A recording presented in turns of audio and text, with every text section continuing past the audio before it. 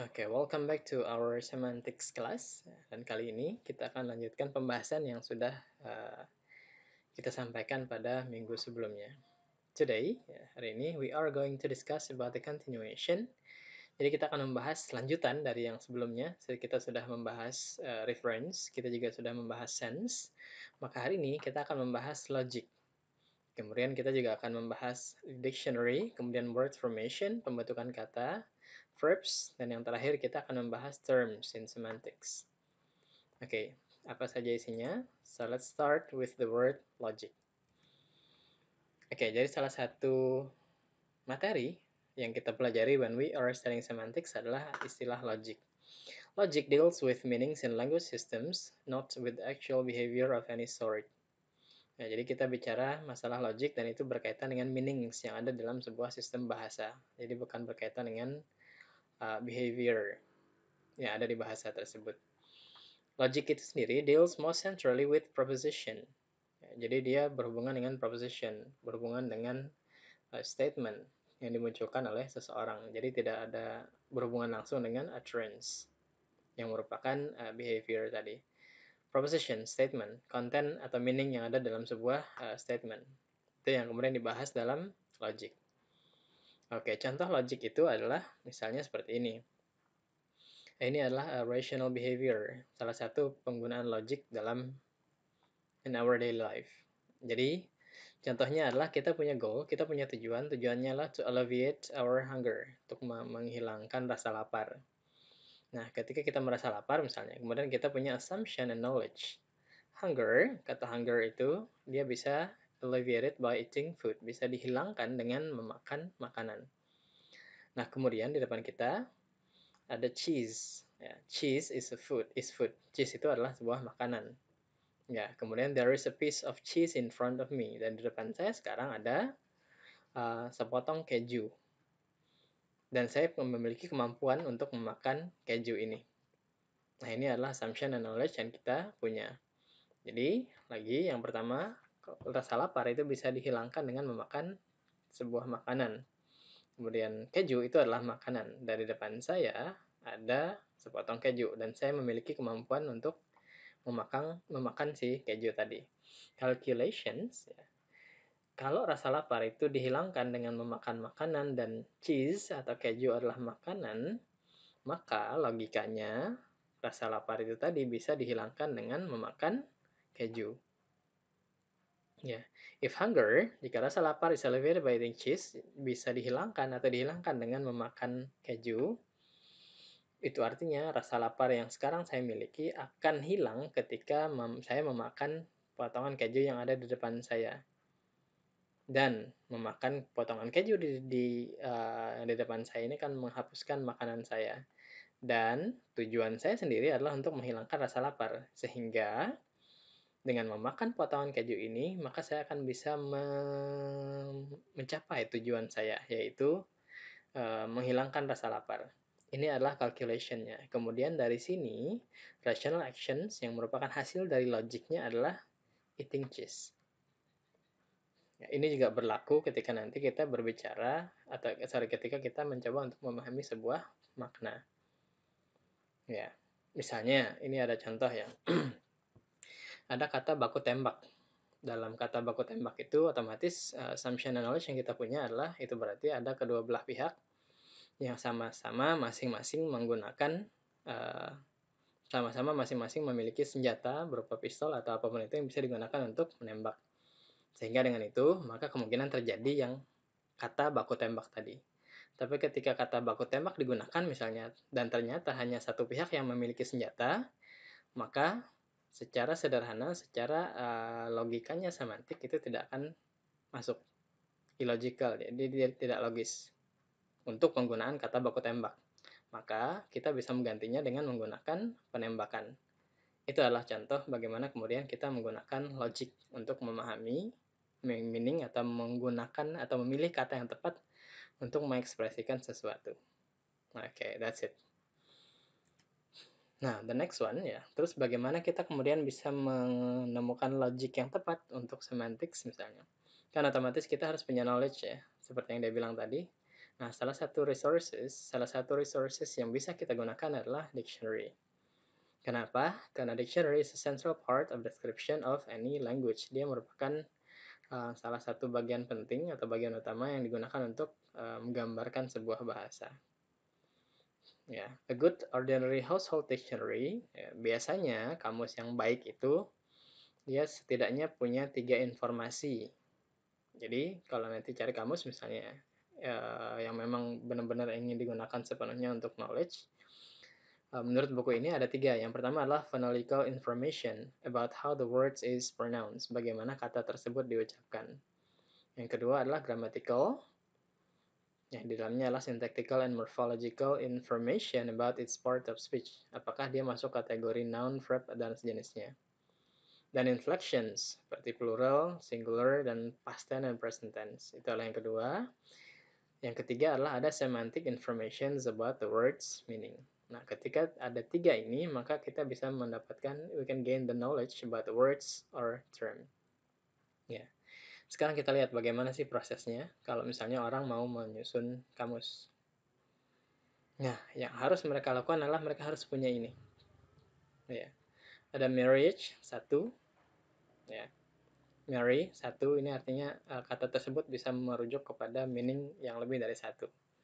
Di sini ini adalah definition dari sebuah kata. Condition of a man and woman legally united for purpose of living together and usually procreating lawful offspring. Ya, di sini ada kata legally united. Jadi ketika ada yang mengatakan they are married, tapi ternyata tidak sah, tidak disatukan secara sah, maka it is not the right word to use. Dia bukan kata yang tepat karena sense yang ada dalam kata marriage ini harus ada kata legally united ini. And then the second one, misalnya ada kata marry of a person, ya. Take as wife or husband in marriage. And then we have sex, being male or female or hermaphrodite.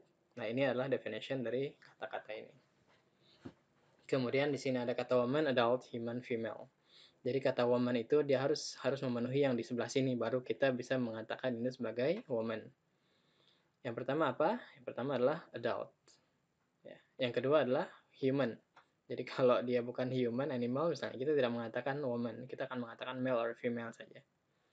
Kemudian ciri-ciri dari woman ini harus female. Jadi kalau ternyata dia adalah male, dia tidak bisa dikatakan woman. Jadi 3 unsur ini yang nanti akan kalian temukan, dan ini yang kemudian menjadi landasan untuk menyusun meaning atau definition dalam sebuah kamus.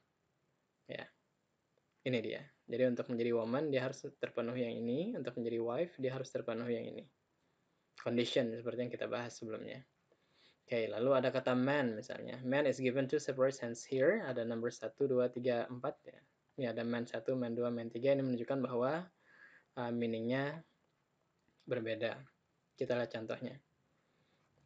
Oke, di sini ada kata man 1, ada man 2, man 3, man 4. Nah, definitionnya kalau kita cari di kamus, kita akan menemukan man yang pertama meaningnya apa, man yang kedua meaningnya apa, dan sejenisnya. Oke, terus ketika kita menyusun kata-kata, maka kita harus bisa menemukan ya terkandungnya apa. Jadi kalau seks itu terkandungnya dia bisa female, dia juga bisa male. Dan kata male ini terkandung di dalamnya ada seks. Kemudian female ini terkandung di dalamnya juga ada seks. Kemudian ada kata woman. Ya, woman ini dia akan mengarah kepada female. Jadi dalam kata woman itu ada sense female. Nah, pertanyaannya apakah kalau misalnya kita menggunakan female ini pasti ada sense woman? Belum tentu, karena ini hanya berlaku untuk yang manusia. Ini kita lihat gambarannya. Jadi ketika dia woman, maka di dalamnya terkandung unsur atau sense female. Panahnya hanya mengarah ke sini. Kenapa? Karena ketika dia mengarah ke sini, itu artinya female juga mengandung unsur woman, sedangkan female ini lebih besar urutannya. Dia tidak hanya merujuk kepada manusia. Lalu ada wife. Ya. Kalau ada kata wife berarti ada unsur sense marry. Ya. Begitu juga dengan husband. Kalau dia adalah wife, di dalamnya berarti ada hubungannya, ada info bahwa dia punya seorang husband. Begitu sepenuhnya yang putaran-putarannya seperti ini. Nah, ini yang kemudian kita gunakan untuk menganalisis sebuah kata, apakah kata itu benar atau salah. Sama seperti contoh yang sebelumnya, baku tembak. Baku tembak itu berarti ada dua dua kubu yang dua-duanya punya senjata. Tapi ketika hanya satu, maka dia tidak bisa memenuhi kata ini dan penggunaan kata tersebut salah. Ya. Sehingga dia mungkin akan lari sebagai illogical, dia juga mungkin lari sebagai nonsense jadinya. Oke, nah ini dia yang man 1, man 2 tadi. Jadi ketika sebuah kata dia punya lebih dari satu, maka biasanya dia akan diberikan ciri seperti ini. Ya. Man yang pertama itu adalah one place. Ini adalah one place predicate yang kemarin remember ya. Dia hanya bisa ditempeli satu argumen dan dia adalah synonym of human being. Nah, man di sini maksudnya adalah human being. Man yang kedua itu merujuk kepada yang male tadi.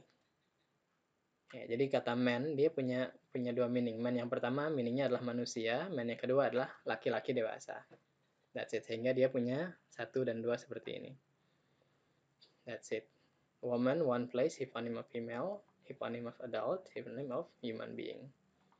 Nah, ini adalah unsur-unsur yang kemudian akan kita perlukan when we are making the words in dictionary. Nah, di dalam kamus itu, yang juga merupakan dalam istilah semantik, ada yang namanya meaning postulate. Sederhananya, meaning postulate adalah formula expressing some aspect of the sense of a predicate. Nih, kita langsung ke contoh saja supaya gampang. Jika X adalah man 1, maka X adalah human being. Ya, jika X adalah man 1, maka X adalah human being. Ini adalah simbolnya dengan 3 garis ini. Ini menunjukkan jika ini, maka ini. That is what we call logic. Oke, kita lihat contoh lagi. Di sini ada kata metal. Jika X adalah metal, jika X sebuah benda misalnya, jika X adalah metal, maka X adalah mineral. Nah, jika X adalah mineral, maka X adalah substance. Maka bisa kita simpulkan, kita bisa dapatkan entailment, jika X adalah metal, maka X adalah substance. Larinya akan jadi seperti ini. That's it. Ini adalah set of partial dictionaries entries. Ini bagaimana kemudian kita bisa menyusun kata-kata dalam kamus. Sense-nya ini harus masuk semua. That's it. Oke. Nah, yang selanjutnya, kalau yang tadi ada tulisan panah saja, kali ini akan ada logo seperti ini. Kira-kira coba dipikirkan dulu meaningnya apa?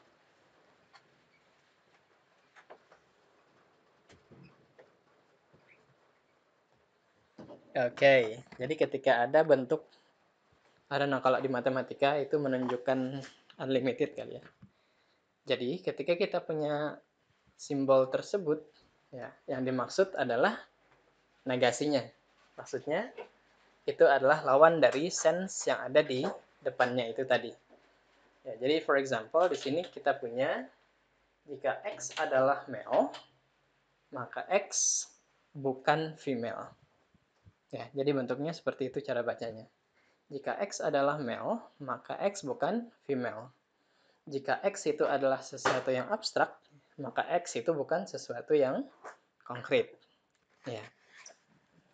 Jika X itu open, ya, jika X itu open, maka dia tidak mungkin closed. Nah, jadi kalau tadi kita punya panah, jika X maka ini, maka kalau ada lambang seperti ini, maka itu adalah negatifnya. Remember, ini dia. Kita bicara, ketika kita membuat yang seperti ini, maka yang kita gunakan adalah yang binary antonym. Male, female, abstract, concrete, open, closed, right, and wrong. Apa itu binary antonym? Binary antonym adalah antonym yang memang benar-benar murni, tidak ada jedanya, atau tidak ada, pokoknya kalau tidak ini maka ini. Ya, maka simbolnya adalah seperti ini. Nah, sekarang ini silahkan dicoba. Ya, can an idea be red? Bisakah ide itu berwarna merah? Iya, bisakah sebuah ide berwarna merah? Jawabannya dia bilang adalah no. Kenapa? Idea itu sifatnya adalah sesuatu yang abstrak, right? Sedangkan merah itu sifatnya sesuatu yang konkret. Jadi dia akan bisa berwarna merah kalau dia sifatnya konkret ya. Idea sifatnya abstrak, sehingga ini tidak bisa dikatakan yes. Ya, tidak bisa dikatakan yes. Karena tidak mungkin idea berwarna merah. Begitu juga dengan yang lanjutannya. That's it. Nah, ketika dia menggunakan simbol yang seperti ini, balik lagi kita akan mengatakan bahwa itu adalah yang namanya contradiction. Ya. Contradiction itu adalah ya kontradiktif. Dua hal yang bertentangan dan logikanya adalah, simbolnya adalah yang ini. John is here dan John is not here, ini disebut sebagai contradiction. Nah, kemudian yang kemarin kita sempat mengatakan yang nonsense ya. Nama lainnya adalah ini yang kita kenal dengan istilah anomali. Anomali itu sendiri adalah semantic oddness atau keanehan secara semantik. Contohnya adalah Christopher is killing phonemes. Ini disebut sebagai anomalous. Kenapa? Karena tidak mungkin kill ini bisa dihubungkan. Why? Karena kill ini dia digunakan kepada sesuatu yang sifatnya real atau konkret, sedangkan phonemes ya ini sesuatu yang sifatnya abstrak, jadi nggak boleh, dan dia masuk ke dalam kategori violation of selectional restriction. Dia tidak bisa dipertemukan, sama seperti this chapter talks about. Chapter ini berbicara tentang, kasusnya sama, karena phoneme tidak bisa dibunuh ya, chapter juga tidak bisa berbicara. Oke, that's it. Ini masih ada hubungannya dengan yang logic tadi. Jadi kalau dia phoneme, maka dia tidak boleh dihubungkan dengan kill. Kalau dia kill, berarti harus sesuatu yang bisa dibunuh. That's it ya. Oke, nah let's check. Di sini ada kata, Hilda's cow is a beautiful animal. Oke dia. Jack's courage chewed the bone. Keberanian Jack itu kemudian memakan atau menggigit, mengunyah tulang. Bisakah keberanian mengunyah? Oke, sama seperti this chapter describes, this chapter talks tadi. Kasusnya sama. Contoh lain juga, James sliced the idea. Karena slice ini hanya bisa digunakan pada benda yang sifatnya real, sedangkan idea itu adalah sesuatu yang abstrak. Maka dia masuk kategori anomali or nonsense. Yang aneh lagi adalah ya contradiction namanya. John is neither here nor not here. John tidak di sini dan juga tidak di sini. Oke. Atau yang di bawahnya, this contradictory sentence is not contradictory. Ini yang namanya contradiction. Dan ketika dia menunjukkan kata contradiction, remember yang kemarin kita bahas, itu menunjukkan bahwa salah satunya itu pasti salah. Beda dengan yang analitik, itu pasti benar. Nah, kalau contradiction, itu ada dua sense, yang satu di antara sense-nya itu pasti salah. Oke. Nah, itu tadi berkaitan dengan logic. Kali ini kita akan masuk ke pembahasan yang selanjutnya. Ini berkaitan, masih berhubungan dengan kamus ya. Jadi dalam kamus ada yang namanya kata-kata, dan kata-kata itu melalui beberapa tahapan. Salah satu tahapan yang dilalui oleh kamus adalah ada yang namanya yang dilalui oleh kata-kata dalam kamus adalah derivation. Derivation itu sendiri adalah proses of forming new words, proses membentuk kata-kata baru according to a regular pattern or basis of pre-existing words. Dengan mengikuti regular pattern, dengan mengikuti pola-pola regular pada pre-existing words. Jadi ada kata yang memang menjadi kata dasar yang kemudian kita modifikasi, itu yang namanya derivation. Lalu yang bisa dirubah-rubah itu tadi, ada yang namanya morpheme, ini dia. Morpheme is a minimal unit of word building that combines a minimal unit of meaning. Nah, ini yang kemudian kita gabung-gabung sehingga bisa menghasilkan si derivation ini tadi. Okay, now let's check. A derivational process, ini masih lanjutan yang tadi, is completely productive. Ya, sebuah derivational process itu disebut sebagai productive kalau dia bisa digunakan untuk menghasilkan existing derived from every appropriate source word. Kalau dia bisa digunakan untuk membuat kata baru. That's it. Tapi kalau dia ternyata tidak bisa digunakan atau hasilnya itu ternyata tidak bisa diterima atau tidak berterima, maka dia tidak disebut sebagai productive. Oke. Nah, let's check ya. Di sini salah satu kemudian derivation itu ada yang namanya suppletion. Jadi kalau sebelumnya misalnya di sini kita punya kata pierced dan pierced dan segala macam ya. Dia punya kata dasar. Ada juga perubahan kata atau derivational process yang kemudian dia tidak menggunakan bentuk dasar kata itu, tapi meaningnya masih berhubungan. Misalnya ada kata bad and worse, nggak ada sama-samanya kan ya. Beda dengan yang pierced dan pierced ini tadi. Ini ada pierce, kemudian dirubah menjadi ini.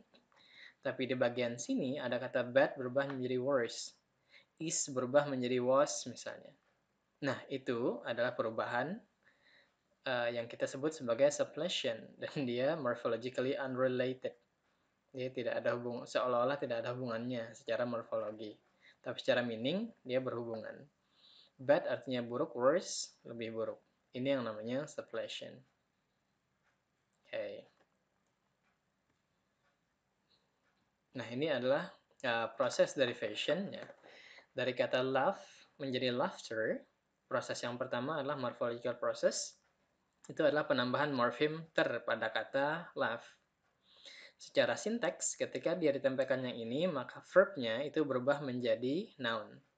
Dan secara semantik, ya, ketika terjadi perubahan ini tadi, maka dia sudah produce new word denoting an act or an activity. Jadi ada perubahan kata baru. Kalau yang sebelumnya laugh ini adalah tindakan, meaningnya adalah tindakan, maka ketika dia bertambah seperti ini, dia sudah berubah menjadi activity, lebih ke arah activity-nya. Contoh lain adalah dari kata teacher. Ya. Morphological prosesnya adalah ada penambahan pada kata teach. Ketika itu terjadi, maka terjadi proses syntactical. Ya, ada syntactic prosesnya. Prosesnya adalah yang awalnya verb berubah menjadi noun. Ya, ketika dia berubah menjadi noun, teach yang asalnya itu denoting a verb, yang asalnya merujuk kepada sebuah tindakan atau sebuah kegiatan, dia berubah menjadi denoting an agent. Dia sudah mengarah kepada pelaku, ya, pelaku pada sebuah pekerjaan itu tadi. Nah, ini adalah bagaimana kemudian proses derivational tadi dilihat dari 3 sisi. That's it. Nah, jadi yang namanya derivational dia harus memenuhi syarat-syarat yang seperti ini. Kalau ternyata misalnya kayak kata go menjadi going ya, ada go, kita tambahkan ing, ternyata dia tidak merubah, dia verb tetap verb misalnya, atau dia tidak produce new words, maka dia tidak masuk ke dalam kategori derivation. Oke. Nah, kemudian ya, kalau tadi kan kita punya bentuk kata dasar, kemudian kita tambahin morfem. Terus bagaimana kalau kata dasarnya ini, sebuah kata dasar itu kita gabung dengan kata dasar yang lain untuk membentuk sebuah kata, itulah yang kemudian kita sebut sebagai compound. Contohnya ada kata dasar seperti blue dan kata dasar seperti bird, kita gabung menjadi bluebird. Ini kita sebut sebagai compound word. Why? Karena dia adalah two pre-existing words. Dia adalah dua kata yang memang dua-duanya eksis duluan. Tidak merupakan imbuhan seperti yang tadi atau tidak merupakan sisipan seperti yang tadi. Dua-duanya adalah words yang sama-sama exist. Ya, contohnya ada spaceship, babysit, dan bittersweet. Dia disebut compound. Oke. Oke, itu berkaitan dengan bagaimana pembentukan sebuah kata fokus kepada derivation. Nah, yang selanjutnya masih dalam pembahasan semantik, kita akan bahas berkaitan dengan inchoative form ya. Ini mengarah kepada verb biasanya. Ada verb itu dia disebut sebagai inchoative form. Inchoative form itu adalah bentuk yang dia merujuk kepada beginning or coming into existence of some state. Contohnya ada kata dark. Dark ini kan menunjukkan state nih, menunjukkan condition. Nah, ketika sesuatu menjadi gelap, maka ada kata darken. Nah, kata darken ini masuk ke dalam kategori inchoative. Ya. Darken dalam kalimat the sky darkened. Langitnya menjadi gelap. Ya. Nah, kata darkened ini masuk ke dalam kategori inchoative. Kenapa? karena dia merujuk kepada beginning of a state of darkness, karena dia menunjukkan bahwa dia sedang memulai atau menuju pada kondisi kegelapan ini tadi. Oke. That's it. Ini yang kemudian kita sebut sebagai inchoative. Itu adalah beginning. Nah, ini contoh lain. Ada kata dry, ada clear, ya. Ada hard, ada flat, ada soft. Di sini ada kata harden, mengeras. Kemudian ada clear, cerah atau mencerahkan dan sejenisnya. My hair dried in the sun, mengering, mulai kering atau ya mulai kering dan sejenisnya. Ini yang kemudian contoh-contoh inchoative. Oke, nah ini masih ada hubungannya dengan yang derivation tadi. That's it. Ada clear misalnya, kita bisa menggunakan clear, kita juga bisa menggunakan clarify. Oke, ada flat, ini menjadi flatten. Ya, dari kata sifat menjadi kata kerja, derivation, flat, flatten. The landscape flattened. Kata flattened ini merupakan masuk ke dalam kategori inchoative form karena dia menunjukkan atau menggambarkan bermulanya sebuah kondisi yang awalnya tidak flat menjadi flat. That's it.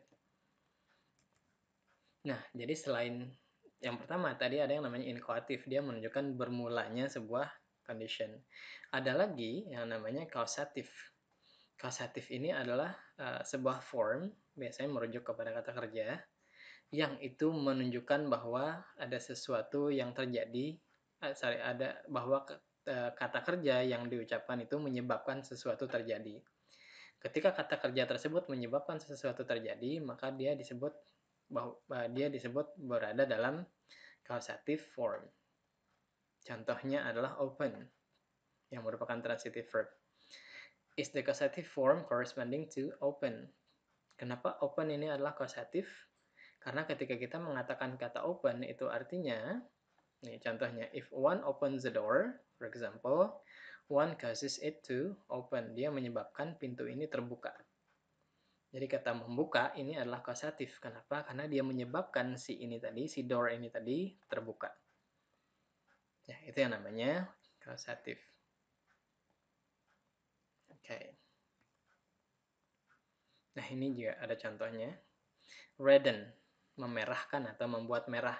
Dalam kata John, redden his hand. Redden ini masuk ke dalam kategori causative. Kenapa? Karena menyebabkan tangannya menjadi berwarna merah. That's it. Begitu ya. Nah, yang terakhir, mulai dari inchoative, lalu ada causative. Yang terakhir adalah resultative. Resultative ini adalah hasil akhir dari sebuah tindakan. Ini ada hubungannya dengan yang tadi. Misalnya ada kata broken. Ya. Broken ini adalah resultative form. Ya, jadi ketika ada yang mengatakan I broke the glass is broken. Nah, kata broken itu merupakan hasil dari kata broke itu tadi. Ya, dari kata break atau broke. I broke a glass. The glass is broken. Nah, broken itu merupakan resultative form. Kenapa dia disebut sebagai resultative? Karena dialah resulting from some action. Dia adalah akibat dari kata break ini tadi. Ini contohnya. This crucible contains molten steel. Ada kata molten. Ini adalah resultative form dari kata melt. Kemudian di sini ada kata flattened.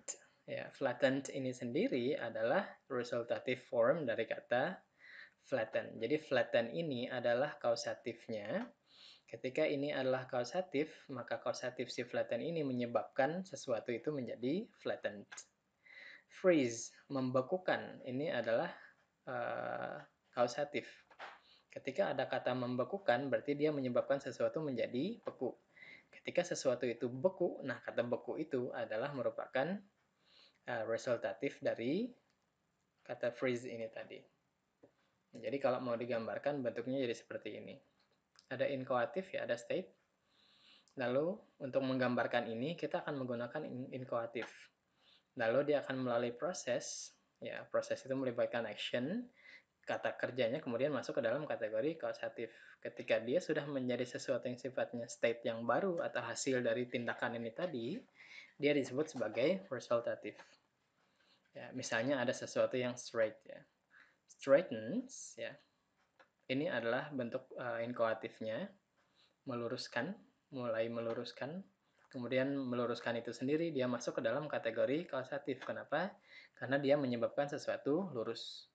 Ketika dia sudah dilakukan, maka bentuknya akan menjadi straightened, passive participle. Karena ini meaningnya sudah diluruskan artinya. Dan ini adalah hasil dari straighten, hasil dari meluruskan. Ini adalah penggambaran dari bagaimana inkoatif, kausatif, dan resultatif form itu terbentuk. Oke. Nah, itu tadi berkaitan dengan proses dalam verb. Bagaimana memulai, bagaimana itu kemudian menyebabkan sesuatu, lalu bagaimana kemudian dia adalah hasil. Dan formnya seperti dilihat tadi berbeda. Nah, yang selanjutnya, bagian terakhir dalam pembahasan kita kali ini adalah ketika kita mempelajari semantics, maka kita tidak akan menggunakan istilah subject, verb, object, dan segala macam. Karena bentuk itu hanya akan merujuk kepada form saja, dia hanya akan merujuk kepada bentuk saja, tidak bisa mengarah kepada meaning. Misalnya di sini ada kata John opened the door, ini subjek, ini verb, ini objek. Ketika kita balik, the door was opened by John, maka subjeknya adalah the door, right? Strukturnya seperti itu. Tapi dalam semantik kita tidak mengikuti yang seperti itu. Jadi ketika kita berbicara John opened the door atau the door was opened by John, maka pelakunya, kalau ini pelakunya si subjeknya kalau di structure biasa akan pindah ke depan yang the door. Tapi kalau dijadikan kalimat pasif dalam semantik, ini namanya agent. Ya, mau kemanapun dia pindahnya, John open the door, John adalah agentnya. Kita tahu dia adalah pelakunya. The door was opened by John. Agentnya dia tidak akan bertahan seperti structure yang subjeknya bertahan di depan. John ketika dia pindah ke belakang sini, maka agentnya dia akan pindah ke belakang juga karena dia mengikuti fungsi, bukan mengikuti structure. Ya, jadi yang pertama ada yang namanya agent. Siapa itu agent? Agent adalah, kalau kemarin masih ingat, kita menggunakan istilah argumen. Jadi argumen itu ada yang berfungsi sebagai pelaku atau ada yang berfungsi sebagai objek. Ketika dia si argumen itu tadi berfungsi sebagai pelaku, kita sebut dia sebagai agent. Terus kalau dia adalah objek, maka kita akan sebut dia sebagai affected. Ya. Ada juga yang menggunakan istilah patient. That's it. Contohnya, jadi ada kata John. John ini adalah agentnya. Affected-nya atau patient-nya adalah door. Open-nya ini yang tadi, yang predikatornya. Lalu instrumen ada juga. Ada yang namanya instrumen. Instrumen ini adalah alat yang digunakan oleh agent untuk melakukan sesuatu. Misalnya John opened the door. John membuka pintu with a key misalnya. Nah, a key-nya itu merupakan instrumen. Opened ini sendiri adalah kausatif ya. Kenapa kausatif? Karena dia menyebabkan si door ini terbuka. Jadi ada agent, ada causative form, lalu ada affected atau patience, lalu ada kalau dia bilang menyebutkan kunci, maka itu yang kita sebut sebagai instrumen. That's it. Dirubah-rubah posisinya nggak ngaruh, karena kita akan tetap mengejar fungsi, bukan posisi strukturnya. Oke, lalu ada lagi yang namanya location. Location ini menunjukkan tempat kejadiannya di dalam kalimat tersebut. Contohnya, Caesar was assassinated in Rome. Kalau secara structure ini kita punya subject, right? Tapi kalau secara semantik kita tidak punya agent. Nah, kalau dia tidak ada agent berarti kita harus curiga. Kenapa jadi agentnya disembunyikan misalnya? Kenapa jadi tidak ada agent? Padahal itu penting. Nah, itu kemudian masuk ke dalam ranahnya discourse analysis ya, dengan menggunakan pendekatan semantik ini. Jadi di sini ada kata affected. Caesar di sini dia bukan sebagai subjek ya. Kalau dalam semantik dia bukan pelaku, dia adalah affected atau patient tadi. Was assassinated ini adalah resultatif yang barusan kita bahas. In Rome ini adalah location-nya. Jadi sekali lagi ketika kita bicara masalah semantik, kita tidak bicara masalah strukturnya, kita bicara masalah function of every word. Karena dia merujuk kepada meaning, dia membahas meaning bukan membahas form. Nah, ada lagi selain yang agent tadi, selain agent, patient, ada juga namanya beneficiary. Beneficiary ini adalah orang yang mendapatkan efek secara tidak langsung. Ya, misalnya ada kata Keith, ini adalah agent, orang yang melakukan. Gave, ini adalah yang predikatornya tadi, yang inkuatif. Lalu ada beneficiary. Keith gave Gil a replica of the Venus de Milo. Nah, ini adalah affected-nya. Siapa yang mendapatkan ini? Ini yang disebut sebagai beneficiary. Oke, contoh lain adalah the terrorists sent the prime minister a letter bomb. A letter bomb ini adalah affected, sama seperti di atas. Siapa yang mendapatkan ini? Itu yang namanya beneficiary. Siapa yang melakukan? Itu yang namanya agent. Action-nya ada di predikator sent. Gimana kalau dijadikan kalimat pasif? Tetap agent-nya akan pindah ke belakang, beneficiary-nya atau letter bomb-nya ini kemudian akan pindah ke depan. Karena dia mengikuti fungsi, bukan structure. Nah, ini juga kemarin yang pernah digunakan oleh para ahli bahasa ketika ada sebuah kasus ya. Kalimatnya lah jangan mau dibohongi dengan, kemudian beliau menyebutkan salah satu kitab suci. Banyak orang terpancing kemudian padahal yang karena mengira yang dimaksud adalah pelecehan terhadap kitab suci, misalnya seperti itu alasannya. Tapi secara semantik yang beliau bahas itu adalah instrumen itu dimanfaatkan oleh agent. Nah, agentnya itu tidak dimunculkan. Itulah yang kemudian membuat kalimatnya menjadi rancu bagi yang tidak memahami istilah-istilah yang seperti ini dalam semantik. Jadi sekali lagi, ada istilah agent, ada istilah affected atau patient, ada istilah beneficiary, ada istilah location, lalu ada istilah instrument atau alat yang digunakan. Oke, itu tadi kalau kata kerjanya adalah kata kerja yang sifatnya action verbs. Sekarang bagaimana kalau kata kerjanya itu merupakan mental verbs. Mental verbs itu mendengar, merasa, berpikir, dan sejenisnya misalnya. Maka pelakunya itu tidak lagi disebut sebagai agent. Dia tidak akan disebut sebagai agent, tapi dia disebut sebagai experiencer. Siapa itu? Is typically a person who is mentally aware, perceives or experience the action or state. Misalnya, the children heard the loud noise. Ini bukan action verb, ini namanya mental verbs. Biasanya merujuk kepada perasaan, sense ya. Kemudian yang five senses itu. Ini tidak disebut sebagai agent, tapi dia disebut sebagai experiencer. Kemudian ini tidak disebut sebagai affected, tapi dia disebut sebagai theme. Misalnya, Jen saw a movie last night. Ini bukan agent, tapi dia adalah experiencer. Karena dia mengalami sebuah kejadian. Saw ini tadi. Theme-nya adalah a movie last night. Ya. Janice, ini adalah experiencer. Theme-nya adalah sick. Mental verb-nya became. She, ini adalah experiencer-nya. Heard, ini adalah mental verb-nya. The news, ini adalah theme-nya. Beda ya dengan yang digunakan sini. Jadi kalau dia adalah action verb seperti gave, send, dan jenisnya, dia disebut sebagai agent. Objeknya disebut sebagai affected. Tapi kalau dia adalah mental verb yang tidak kita lakukan dengan tindakan, tidak dengan action, atau lebih sering dikenal dengan mental verbs, maka kita akan menggunakan istilah experiencer dan theme. Sisanya sama.